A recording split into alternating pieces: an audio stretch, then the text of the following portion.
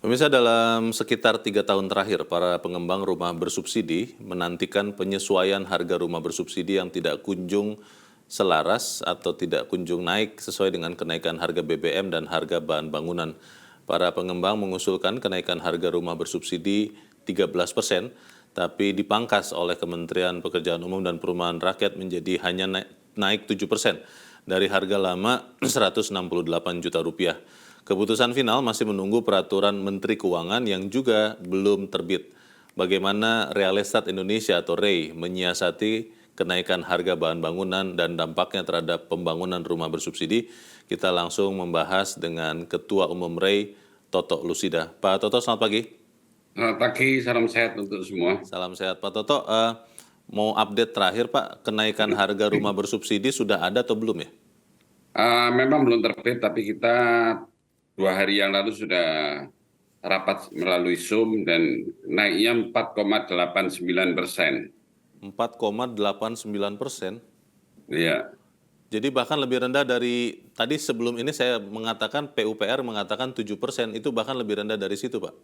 iya, Kenapa ya. kenapa hanya hampir 5% ini, Pak Toto?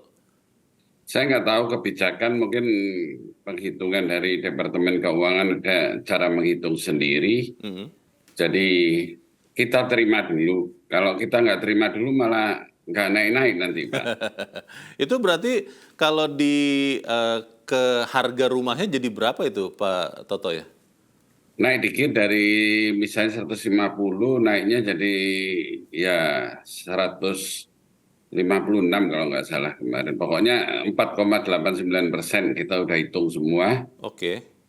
Nah, sementara saya sama teman-teman asosiasi lain juga sepakat, ya sudah kita terima dulu, setelah itu kita teriak lagi. Karena memang nggak nutut harganya. Yang diminta REI dan asosiasi lain itu sebetulnya naik berapa, Pak, untuk kemudian memang masih memberikan keuntungan yang wajar bagi para pengembang? Kita memang benar dulu naiknya mintanya kita 13%, kemudian sepakat di 7% itu, tapi di 2021 akhir bulan Desember. Hmm. Tapi sampai hari ini kan belum naik, sedangkan terakhir kan sudah material, para pemirsa tahu sudah naik lagi. Hmm. Tapi ya kalau kita protes lagi, sementara ini nggak naik lagi. Akhirnya anggota kami yang pengembang rumah sederhana ini kan kebanyakan mayoritas adalah pengembang UKM. Ya. Sekian mereka kalau tidak bisa realisasi. Pak Toto, ini kan tadi Bapak katakan hampir 5% naiknya 4,89% itu kan belum ada kertasnya ya Pak, belum ada keputusannya, baru pertemuan lewat Zoom tadi Bapak katakan. Itu akan berlaku mulai kapan, Pak? Perkiraan kami minggu depan sudah keluar itu. Karena kan biasanya kalau tanda tangan cepat, ngasih nomornya yang lama kalau di pemerintah. Nomor apa nih maksudnya, Pak? Nomor suratnya, nomor SK-nya. Oh, oke. Dan kalau nomor surat keluar itu langsung berlaku serta-merta saat itu juga? Ya, berlaku, tidak bisa berlaku surut, jadi berlaku sesuai dengan tanggal dari peraturan Menteri Keuangannya. Oke. Memang ini strategi tahap demi tahap kalau saya lihat Pak Toto lakukan dan teman-teman. Kalau kemudian dinaikkan hampir 5%, kemudian mau teriak lagi tadi katanya Pak, mau naik ke berapa lagi Pak? Ya, kita sudah oke, kita sepakat di 7% dulu untuk mengendalikan inflasi. Meskipun sekarang harga jual saya, misalnya dari anggota kami, itu di harga 156 juta. Ya. Masuk tanah, saluran, jalan, PDAM, listrik, dan lain-lainnya lengkap semua. Sedangkan kalau PUPera atau PU membantu misalnya untuk hunian bencana alam, untuk nilai kontraktor, kita kalau hitung itu rumah aja tipe 36 itu 126 juta. Jadi kan apa alasannya naiknya cuma sedikit sekali? Apakah tidak ada dalam keberpihakan ke perumahan, sekarang istilahnya bukan rumah subsidi ya, tapera, karena semuanya melalui tapera. Tabungan Jadi Perumahan Rakyat. ya, jadi apakah keberpihakan ini masih setengah-setengah dari stakeholder yang ada. Pak Toto, sebetulnya tadi di harga 156 juta itu masih untung atau sudah rugi, Pak? Eh, kita bisa jual, Ah. tapi kita tidak bisa melakukan investasi lagi dari modal yang ada.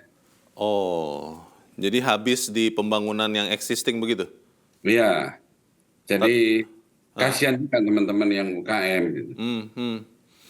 Kenyataannya pemerintah hanya naikkan walaupun juga belum ada keputusan tertulisnya, Pak Toto, hanya 5%. Apakah itu artinya kemudian Pak Toto dan teman-teman di REI akan menurunkan kualitas bangunan supaya kemudian bisa masuk angkanya, supaya anggota REI tetap bisa hidup, Pak?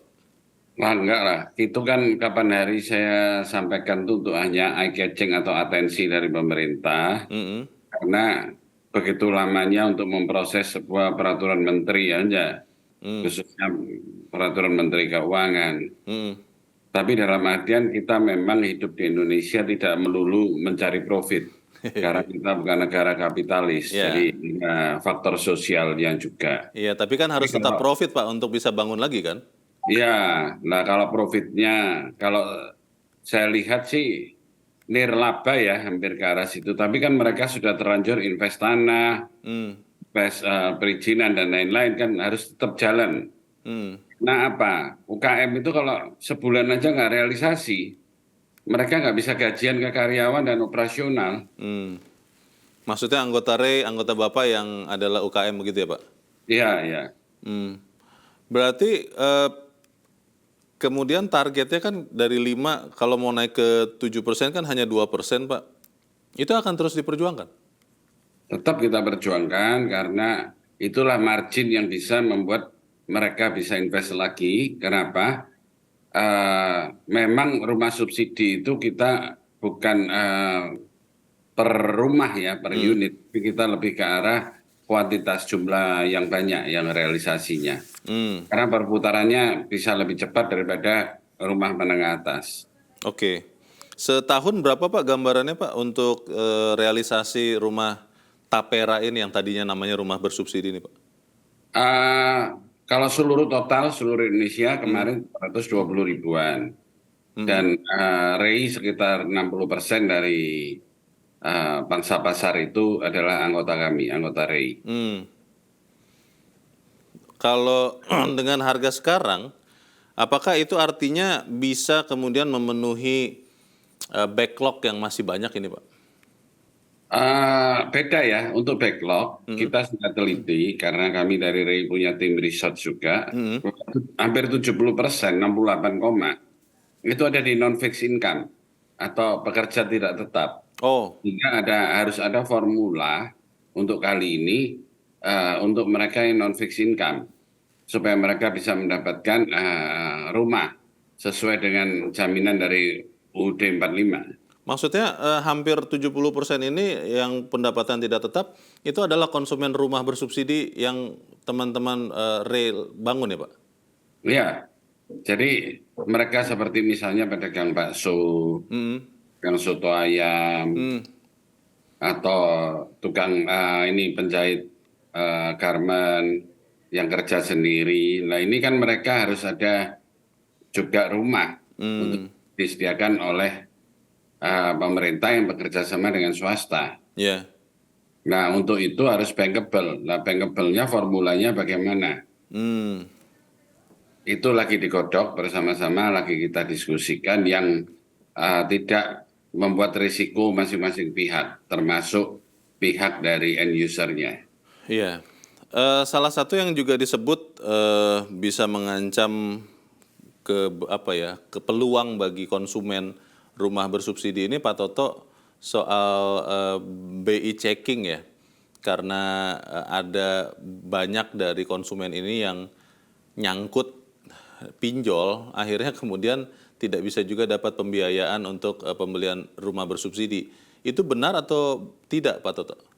Ya, kenyataannya memang seperti itu. Jadi mohon maaf terhadap asosiasi pinjol, bahwa apa yang terjadi di antara mereka, kalau sekarang lancar untuk melunasi itu kesulitan. Hmm. Tapi kalau yang nunggak utangnya 1 juta, bisa jadi nunggak bunga dan dendanya bisa totalnya bisa sampai ke 80 juta. Uh, Jadi karena memang bunga berbunga ya di banyak pinjaman online itu ya. ya bunga berbunga dan denda. Oke. Jadi kami mengusulkan kepada OJK untuk 5 juta ke bawah, kredit yang 5 juta ke bawah. Mereka misalnya beli TV, beli kipas angin. Janganlah masuk kolektabilitas. Begitu mau memiliki rumah, kesulitan karena Iya. ada kredit macetnya. Hmm. Kasihan mereka, masyarakat bawah. Tapi Pak Toto, OJK sudah mensinyalkan mungkin tidak melanjutkan restrukturisasi atau pelonggaran pembayaran utang itu, Pak. Itu bagaimana tuh, Pak? Kami juga mengusulkan karena masih banyaknya kita perlu waktu untuk sosialisasi terhadap rumah susun. Oh, Jadi ada rumah susun, ada untuk iya. rumah sederhana yang kemarin belum naik harganya, sehingga mereka menahan jual. Kemudian untuk end user, kalau end user beda antara restrukturisasi ya, karena kolektabilitas yang membuat mereka terhambat untuk Oke. bisa memiliki rumah. Iya, iya. Baik, di tengah kondisi yang mungkin tidak ideal ini, kita harapkan tentunya Pak Toto Lusida, teman-teman Ray masih tetap mau juga ya membangun rumah bersubsidi karena itu juga fungsi sosial, tidak melulu komersil yang tadi Pak Toto katakan. Terima kasih Pak Toto Lusida, Ketua Umum Ray sudah mencerahkan kami. Selamat pagi, Pak Toto. Lagi